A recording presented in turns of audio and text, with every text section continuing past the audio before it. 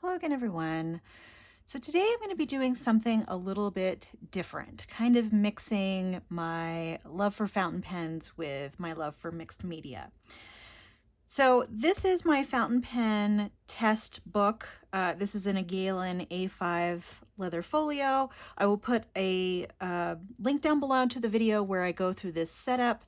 It's not really about the setup today because I have all of these swatches or swatch pages or test pages, whatever you want to call them, in here where I basically doodle, write, just sort of stream of consciousness with new pens. I also kind of list out fountain pen collections and test them out in here. And some of the pages have gotten pretty messy. I think I may have taken out the majority of the really messy pages, but this is an example of a page where it's just sort of all over and I'm finding whatever available space to test out pens. And I thought, what am I going to do with all these pages that I've used in here? Some of them I started using the back of the pages to do more testing. But I was thinking, a lot of these inks that I'm using in these fountain pens are water soluble. And I'm wondering if I could make collage papers out of the test pages. So I've already been doing a little bit of testing here with that sort of thing and with really great results. So I wanted to go ahead and show you how I made these. So it's really very simple. Basically, with a paintbrush, I add water to the ink and you get this sort of interesting patterning and coloring on the page. Let me zoom out just a little bit so you can see those a little better. I have some off to the side here that I'm going to do for you on the camera. So here's just some examples, and it really depends on which colors you have on the page. And some of the inks are not water soluble, so I had like a little sketch of a leaf up here that I'd done with a permanent ink, so that kind of shows through, so it's kind of neat. And you can still see some of the letters and words, which might also be fun to kind of have in collage. Now, the one thing I don't know is whether this coloring that's like this here will smear once I add it to collage, because usually what I'm using as glue for my collage is matte acrylic medium. And I'm wondering if I don't have any handy here, but eventually I will try it. I just don't know if when putting matte medium over this page, if it'll smear more, but part of that might be okay. And maybe I just need to be careful with how I'm placing the matte medium over this so that it doesn't become completely smeared and become like one giant brown or one giant gray over the whole page. But I'm looking forward to using these. And this up here, I was doing here, this is a very pigmented purple, and I still had some on the brush, and I kind of splattered it a little bit in this lighter ink up there. So there's a lot of things, I think, that can be done with these. And what I actually found is some inks that I thought were very water soluble are actually somewhat water resistant, like this Ink Institute Wensheng Puchong tea, which I use a lot. It seems to be fairly water resistant, so that's kind of an interesting test as well. What I also noticed is a lot of Birmingham inks, even though they don't claim to be permanent, seem to be semi-permanent because the writing seems to last pretty long. Let's see, this might be one of them here. And some of the Sailor inks too are somewhat permanent, but this was definitely a Birmingham ink here, and it's you can still read the letters. But and I had some more, but I'm not going to show you the others. These were sort of the most interesting ones of the ones I did recently. And you can see I also still have some things on the back, but I only plan to use one side of these for collage, so I didn't worry about the other side. And because I live in Colorado and my air is so dry, I've just been doing these and then stacking them on each other, which does result in a little bit of, getting ink on your fingers from the back side of the page getting wet or whatever. But they tend to dry really, really fast. And fountain pen ink generally dries fairly fast. But I'm going to go ahead and make a few of these pages for you. We'll see how long the time runs as to how many I do. And just doing these few, I found that the more water I use, the prettier I think the page is. So this is one that I'm going to try for you today on camera. Let me go ahead and zoom in just a little bit more and get in there. And actually the water that I'm using is almost completely pigmented with ink, but it seems to not matter because it doesn't seem to cloud the other colors. If it came to a point where it was completely clouding up the colors, I would swap out the water. And I've actually already swapped out the water at least once. I can't remember if I did it more than once. Okay, so the brush that I'm using today it's actually a sable brush, but this is sort of my beater sable brush. I know that sounds terrible, but I got this really cheaply at Jerry's Artorama. I believe this is a Rhapsody sable brush. At the time, I think I got this for, maybe $7 or something like that, which is, for a sable brush, is pretty inexpensive. And it's the brush I had at my desk when I started doing these, and it's been working really well, so I didn't really want to change out. I have been very careful to completely rinse out this brush after I do this, because when I go back to watercolor, there may be some cross-contamination on this brush. It doesn't seem to be damaging the brush at all. That was one of my concerns, but everything's been fine. So I'm going to go ahead and load up my brush with some water. And one of the reasons why I wanted to do this on video is because I've been finding it very satisfying to see the ink bleed into each color that's here. And I've kind of been trying to isolate each color. If they mix, that's fine, but a little bit isolate the colors so that you can kind of get some different colors in here and not create, just brown, like I was saying. But more water seems to work better than less. So I've been pretty generous with the water. And because this is Nemacine paper, because this paper has been pretty, it's fairly water resistant in that it won't just soak through the page because it has a coating on it for the fountain pen ink. It works really, really well at not, just completely soaking through, basically. And sometimes I'll go cross colors, see how they mix, add more water as needed in different places. It's been really fun and very meditative to kind of do this. And I feel like it's repurposing these pages, which would otherwise just end up, sitting in this notebook indefinitely or getting thrown away. So I like to use a lot of things, especially things that show use and things that have been used for, I would say, somewhat practical purposes with this. But I like to use that kind of thing in mixed media collage. So here we go. But I find it so satisfying to watch the colors blend together. And like I said, you'll find out which colors are super blendy or bleedy and which colors are not. So that's kind of fun too. But you can already see there's like this fun bleeding of the colors together up here. And that's because I used a lot of water.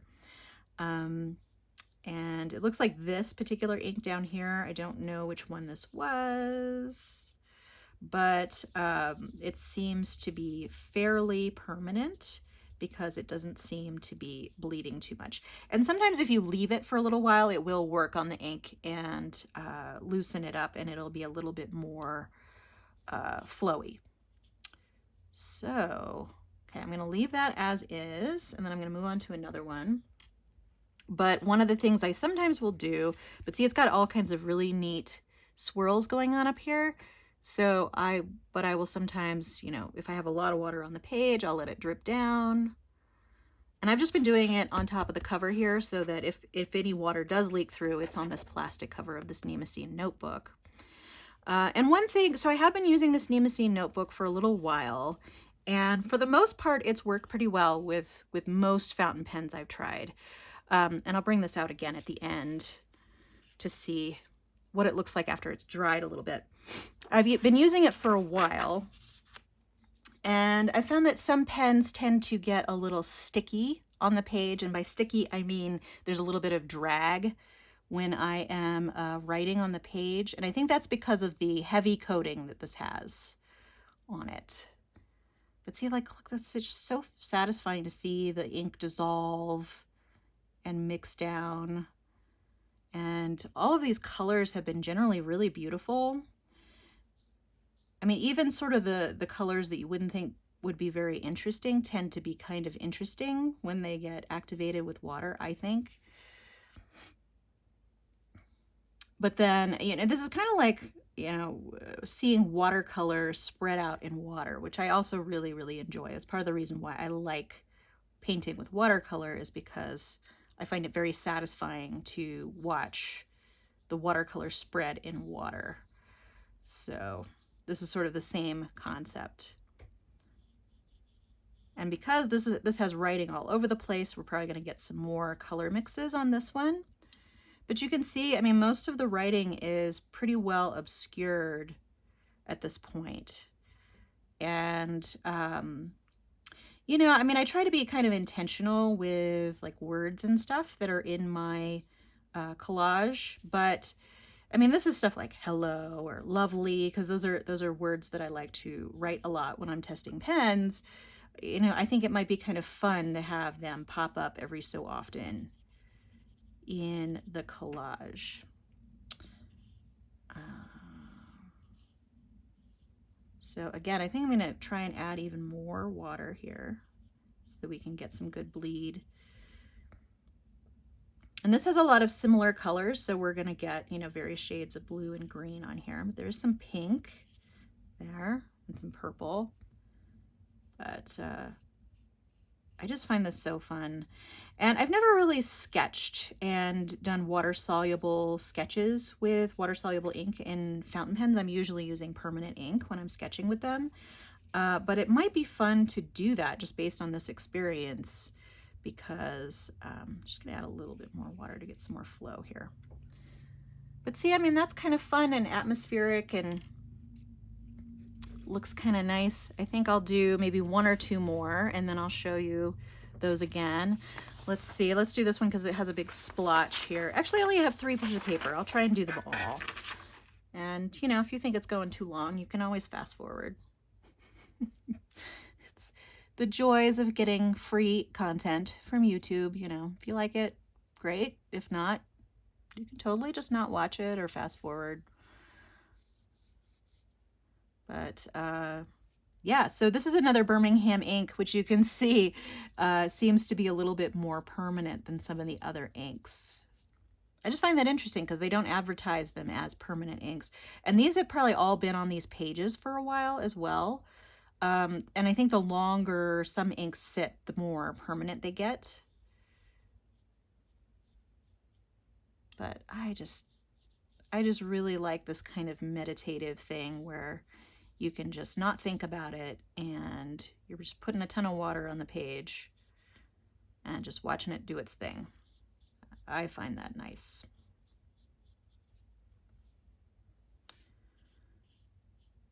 And I'm actually considering maybe doing something like this intentionally, where I'm writing certain things in various levels of permanent ink or non-permanent ink, and then mixing the two to see what happens when I put water over it. And then I sort of have an intentional message underneath that I've thought about. So that's something to do as well. Yeah, and this one's a Sailor ink here. A lot of the Sailor inks that are non-permanent are definitely non-permanent. I've discovered doing this.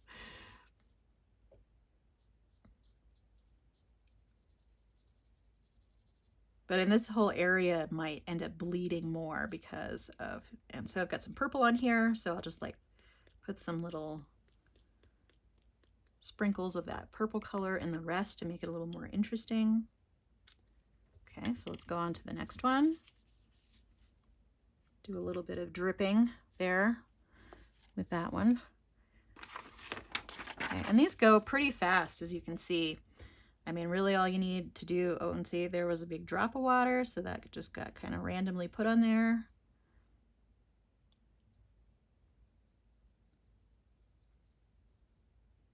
And I really do need to go back to doing more art.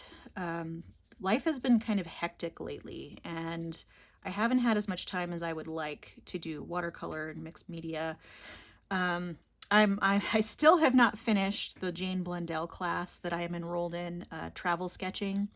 I would really like to finish that. I think I got I took a lot of art classes in college, and I kind of hated the very structured nature of them, you know, where, oh, I'm going to set up a little vignette and you're going to draw boxes or cylinders or whatever. I really hated that. So I got to a portion of the travel sketching class that was, you know, let's draw boxes and measure the sides. And I was like, oh my God, I really don't want to be doing this right now. So I could have just skipped it and gone on, but I do feel like those exercises do have worth and value. I mean, they help you try to create more accurate shapes and things in your sketching and watercoloring. So I did want to do them, but and right after that I got super busy and then didn't really have a chance to work on it at all. So I'm fairly early in that class still, and I really would like to run through it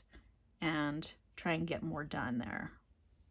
Just noticed that there was a pretty big splotch of ink there, and there's another one here, so I can activate that a little bit. And let's just add a little bit more water randomly here. Okay, now I'm going to do the last one that I have out. I plan to do this with all of my pages that are not pages that I need to keep for any particular reason, like they document something or a particular set of pens or something that I want to keep for right now. Yeah, so this is Franklin Christoph Honeycomb up here, and it seems fairly like semi-permanent, but I have a feeling that if I leave the water on here, it would completely go away. And part of the reason why I got this idea is because I was getting little splotches of water accidentally on these pages. And I thought, oh, well, that looks really nice. So it might be fun to just figure out what the whole thing does. Looks like this whole page might not be super water soluble. So that's kind of interesting. And, you know, I think nothing is a useless activity if you learn something, or even if you don't learn anything and you just enjoy what you're doing. So, so this, I think, works on all levels for me. I mean, I'm learning about, you know, some of the inks that have been on here longer, which ones are semi-permanent or, you know, show up long after the water is put on there, and I just really enjoy it. So I'm learning and enjoying. So, and then some pages will end up like this, you know, where you don't have that much variation and you have a lot of the words coming through still. Okay, so that was the last one. Let me cover up my water, and then let's go back and look at these other ones here that I just did. So this is the most recent one, which is still pretty wet, but you can see the longer it sits, the longer the words kind of dissolve into the water. And I just thought I'd do that, but I don't want to mix it too much because otherwise, you know, you'll just have mud everywhere. And then this one's still a little wet, but it's getting pretty interesting, I think. And these last two are, well, this one is almost dry actually, which is kind of interesting. But yeah, but there's so many things you could do with this with collage. I mean, you could cut it into strips and sort of separate the strips out so that you have this sort of flow of color in strips. Or you could just cut up random pieces, or you could tear it. I generally tear my collage papers, but it just seems like there's so much fun stuff you could do with that, and I just wanted to share it. So maybe you're interested, maybe you're not, but I just thought I would include it on the channel. All right, well, I hope you enjoyed. If you enjoyed this video, give it a like. I would love for you to subscribe to keep track of future videos on my channel. I hope to see you next time, but in the meantime, have a great day. Thanks so much. Bye.